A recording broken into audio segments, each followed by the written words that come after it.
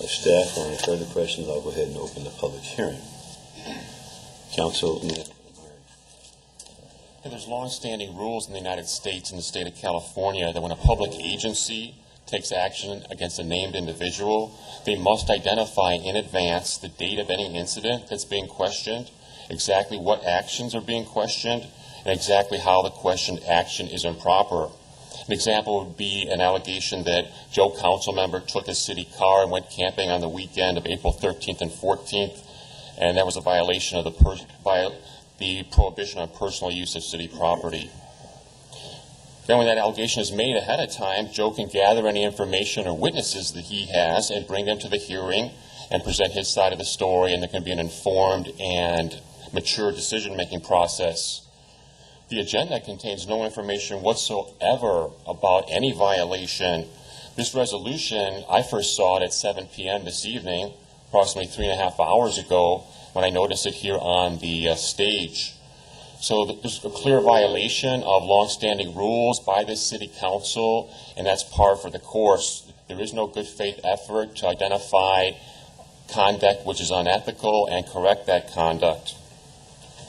This resolution states incorrectly in the 7th paragraph, Meyering admits that the conduct is not illegal.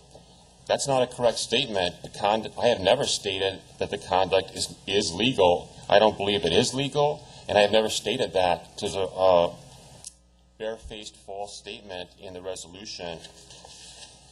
The majority continuously uses the word Meyering routinely does X.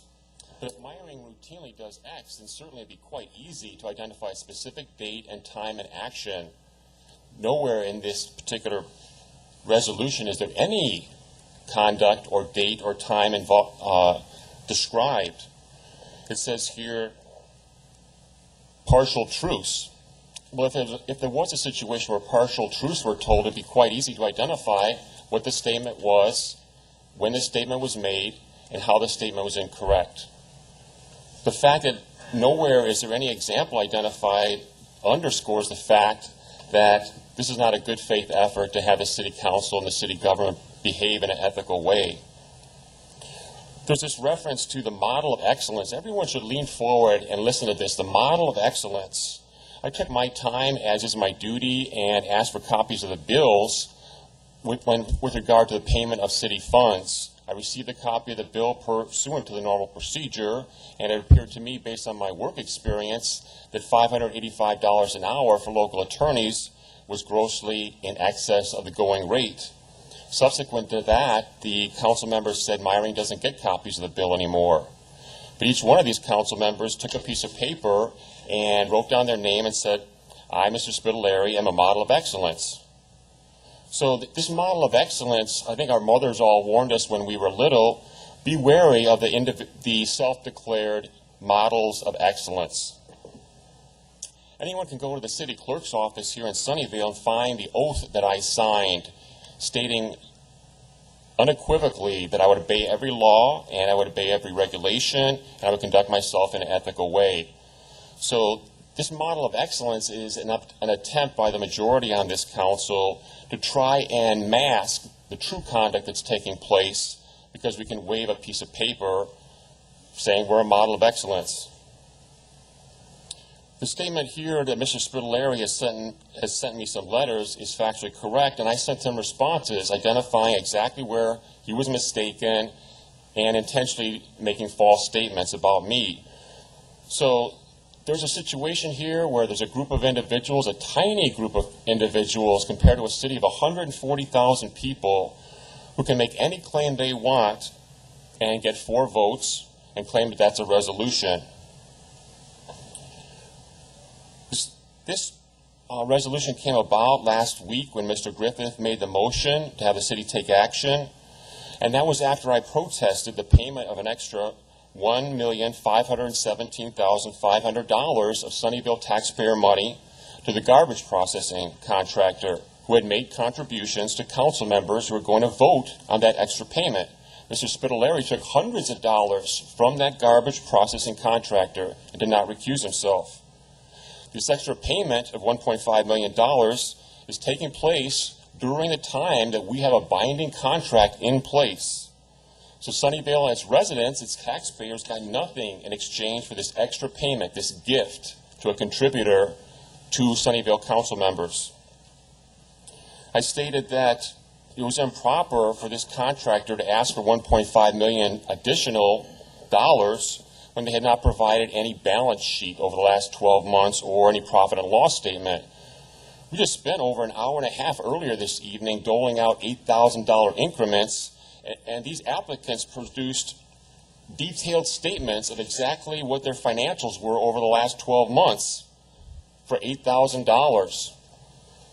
This contractor, an experienced private company, asked for $1.5 million. No information whatsoever was requested by the city of Sunnyvale or submitted to the city residents concerning any need by that organization.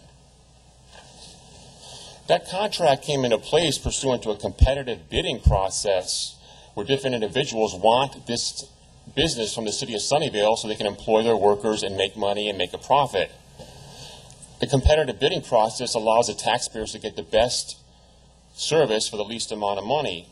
So this is an end run around the competitive bidding process where once the competitive bid is awarded and subsequent to that contributions are made to council members, the recipient of the award says, well, I need another $1.5 million because profits aren't what I anticipated. Profits not being what was anticipated is a risk that every business in Sunnyvale and county-wide runs.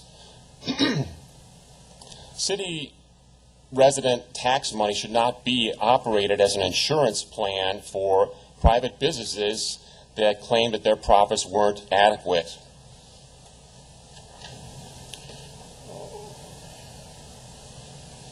So there's a number of different items of this $1.5 million that your money could have been used for. That could have been used for adding more police officers. Sunnyvale's experiencing a wave of violent residential burglaries, but residents are told, well, maybe you should get an alarm system or maybe you should network with your neighbors. But maybe Sunnyvale should have spent that $1.5 million to hire another 4 police officers. Again, we're closing the homeless shelter. Those are the weakest people in the community, and city government is stepping on those people. They have no political influence. They have no capacity to make contributions to Sunnyvale council members. And 3 weeks from now, Sunnyvale city government is piously going to state at a council meeting, we need reluctantly to raise your garbage rates. Even senior citizens on fixed incomes, 2 80-year-olds trying to survive on $20,000 a year are going to get rate increases for their garbage, even though they use less garbage. So there's a gross hypocrisy where we claim that we have to give an additional $1.5 million in profit to a donor, to council members, but we have to raise the garbage rates for Sunnyvale senior citizens.